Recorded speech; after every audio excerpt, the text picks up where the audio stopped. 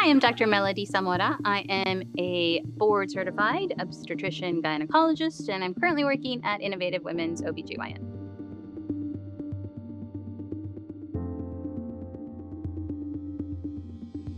Fibroids will present in a few different ways. Some people have no idea that they have a fibroid, and they come in for a completely different problem, and we do imaging for them, and we say, hey, there's a fibroid inside your uterus. Did you know that? And depending on the size, we can manage that expectantly.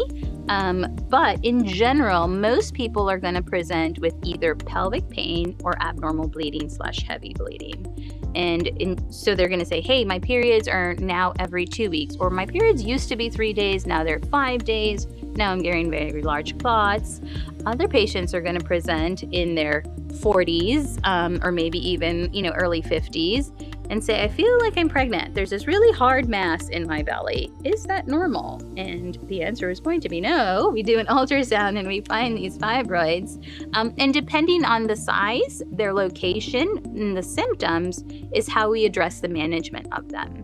So currently, there are actually a few different ways to manage fibroids. Like I said, there are those patients where we see them and because we incidentally found them on imaging, but they have no symptoms. Their periods are totally fine. They have no pain whatsoever. If it's a small fibroid and they have no symptoms, we can just follow that expectantly, meaning we'll just do a repeat ultrasound. Or if you start to develop symptoms, let's readdress, re-image, and see if we notice a change in them. Most fibroids are going to be benign. There's a very small subset that are not, and so following that is appropriate to make ssure that they're not growing very quickly. Whereas the other patients, again, the more common presentation of abnormal bleeding, pelvic pain, it depends how does it significantly affect them in their life and what they want to do about it.